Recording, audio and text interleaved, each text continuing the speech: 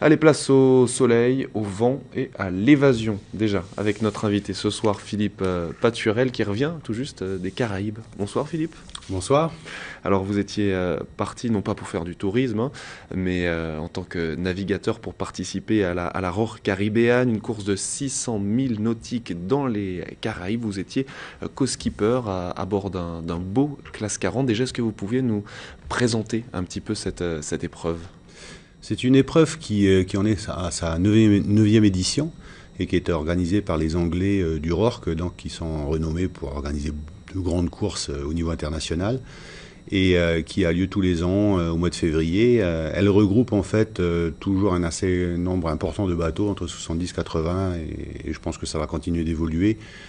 Tout simplement parce que c'est le premier grand rendez-vous dans cette zone caribéenne. Avec un parcours en 8, on le voit sur cette animation. Oui, alors un parcours un peu compliqué à assimiler comme ça sur un petit schéma, mais qui est très technique en fait, puisque il y a des points de passage obligatoires le long des îles où il y a quelquefois des dévents, je pense en particulier sous la soufrière guadeloupéenne, et des petits effets de venturie le long des reliefs qui sont pas toujours faciles à négocier.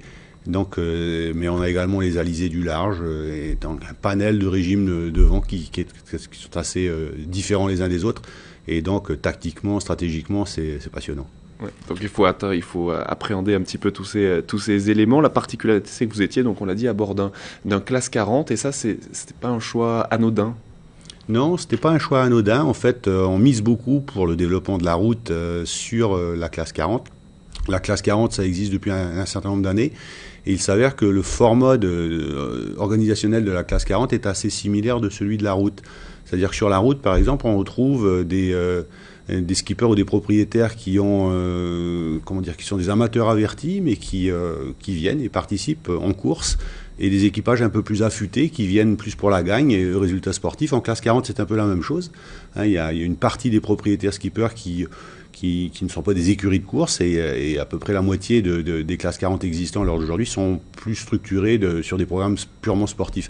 Les deux cohabitent bien, et on a pensé qu'effectivement il était important de sensibiliser la classe 40 pour un événement comme la route Saint-Pierre-et-Miquelon. La route Saint-Pierre-et-Miquelon, on parlait avant de la route Halifax-Saint-Pierre, maintenant c'est le nouveau nom donc, de cet événement pour 2018, prochaine édition, avec des changements, on va en parler, mais déjà il est important de dire que ce bateau sur lequel vous étiez dans les Caraïbes portait les couleurs justement de l'archipel. C'était une opération séduction aussi ?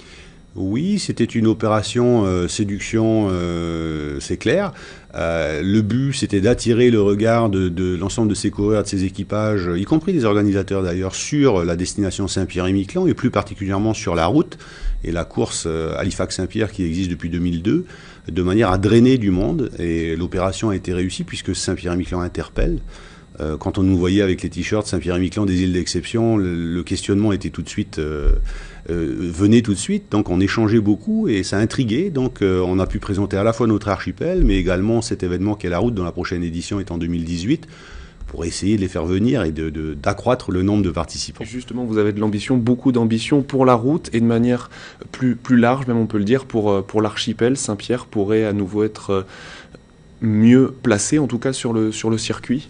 Je crois qu'au niveau des organisateurs de la route, on n'a jamais manqué d'ambition, mais je pense que maintenant qu'on va arriver à la 9e édition, donc on parle de quasiment 18 ans d'efforts et de bénévolat et avec tous nos partenaires, je pense qu'il faut passer à une vitesse supérieure.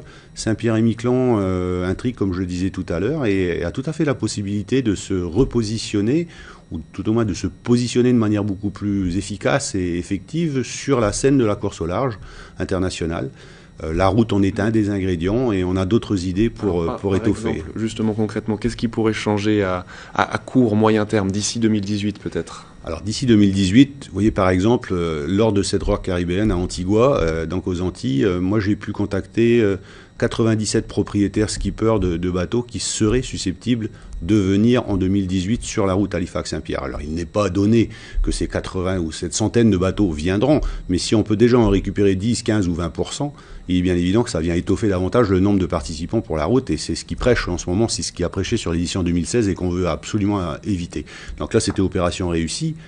En 2018, il faut savoir que pour les classes 40 en particulier, il y a une course qui a lieu tous les 2 ans, qui s'appelle l'Atlantic Cup, qui est une course en double sur classe 40, qui part de Charleston aux États-Unis, avec une première étape à New York, et qui se termine à Portland, dans le Maine, qui n'est pas très loin du sud de la Nouvelle-Écosse. Donc nous nous sommes rapprochés depuis un certain nombre de mois des organisateurs de cette course, pour savoir s'ils pouvaient envisager en 2018 de terminer leur course à Halifax et non pas à Portland.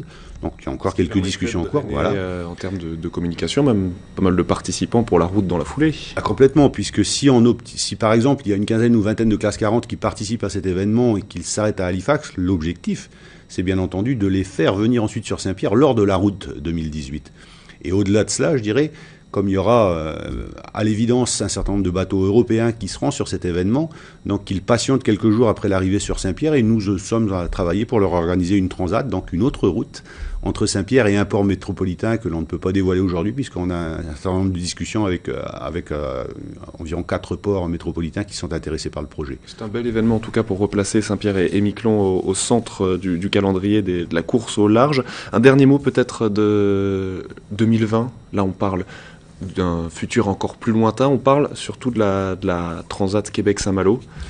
Oui, la Transat Québec-Saint-Malo avec un double objectif, puisque nous sommes rapprochés des organisateurs de cette Transat, qui nous disent être fortement intéressés pour que nous organisions avec eux, donc cette fois-ci une 3e route, qui serait une route Saint-Pierre-Québec, donc une course, un peu un prologue à la Transat Québec-Saint-Malo, puisque actuellement tous les bateaux vont directement et individuellement à Québec, un peu en convoyage. L'idée, ce serait de les faire venir tous à Saint-Pierre dans un premier temps, avec une petite étape, et on organise ce prologue, cette course jusque Québec. Et on espère également, avec cet événement et à horizon 2020, nous-mêmes avoir un classe 40 au plus haut niveau, sous les couleurs de Saint-Pierre et Miquelon et d'autres partenaires, dont le but de participer à nouveau à cette Québec-Saint-Malo et puis d'être sur le circuit. Beaucoup d'ambition en tout cas, beaucoup de projets. On vous souhaite de la réussite pour la suite. Philippe Paturel, merci d'avoir été avec nous ce soir. Merci à vous de nous suivre.